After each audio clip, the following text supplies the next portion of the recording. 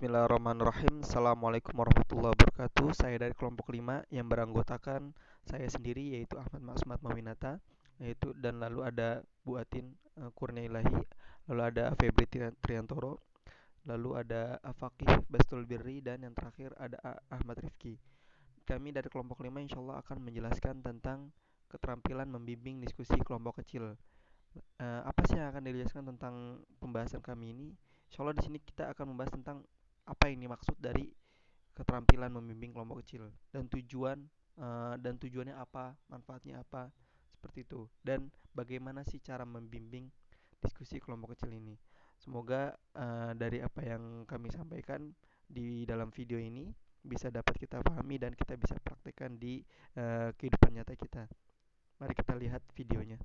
Pada kalian tentang bagaimana cara musyawarah. Dalam kita bermusyawarah itu ada 4 poin yang harus kita perhatikan. Yang pertama adalah kalian harus mempunyai masalah yang harus kalian bahas.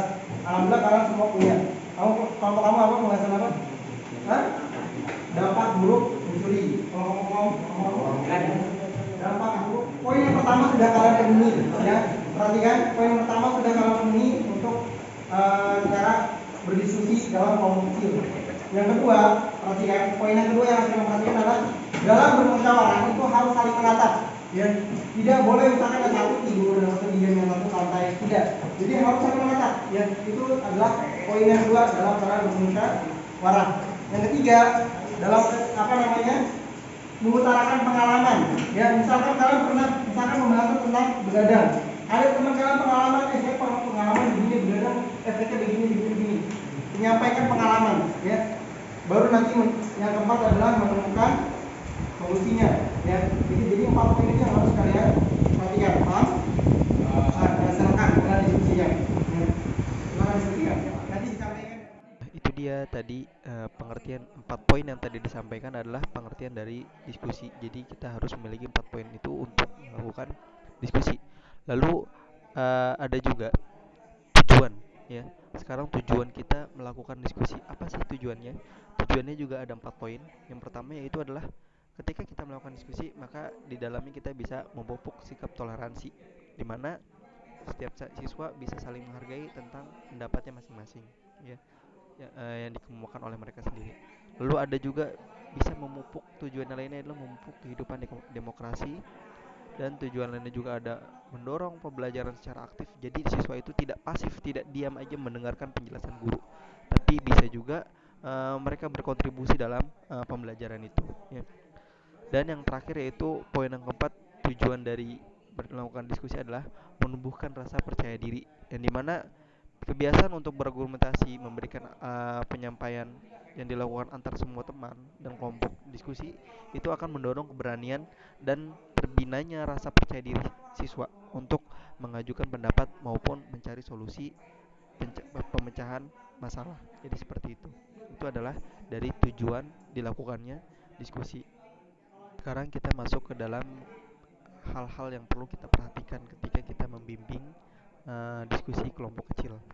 Ada beberapa hal yang harus kita perhatikan, yang itu yang pertama adalah mendominasi diskusi, dan yang kedua adalah kita harus membiarkan peserta didik monopoli. Jadi biarkan mereka menguasai diskusi tersebut, jangan sampai kita lagi yang ada nantinya malah menjadi diskusi tersebut menjadi siswa tersebut menjadi pasif. Dan yang ketiga yaitu membiarkan penyimpangan yang terjadi di dalam diskusi. Jadi biarkan dulu, misalkan ada suatu pendapat yang salah disampaikan oleh siswa di dalam diskusi, biarkan mereka menyampaikan hal tersebut. Karena tujuan kita adalah memupuk supaya siswa itu aktif. Adapun nanti bagaimana membenarkan kesalahan yang tadi disampaikan oleh siswa itu nanti ketika kita selesai dari diskusi, ya. Lalu yang keempat yaitu kita membiarkan peserta didik tidak bertanya. Jadi biarkan mereka melakukan menyelam dalam diskusi mereka sendiri, ya, tanpa perlunya kita ikut campur, ya. Dan tidak memperjelas dan mendukung alur berpikir siswa yang salah. Jadi ya udah, kalau misalkan salah ya sudah, kita abaikan aja dulu. Maksudnya biarkan mereka menyampaikan pemikiran mereka, tidak perlu kita perjelas atau kita dukung kesalahan. Oh, ini salah benar, tapi kita dukung, ya, tidak perlu. Dan Jangan sampai yang terakhir itu kita jangan sampai gagal mengakhiri diskusi secara efektif. Ya, mungkin itu yang harus kita perhatikan dari eh, bagaimana membimbing diskusi kelompok kecil ya. Mungkin ini saja yang bisa kami sampaikan dari kelompok 5 tentang keterampilan membimbing diskusi kelompok kecil.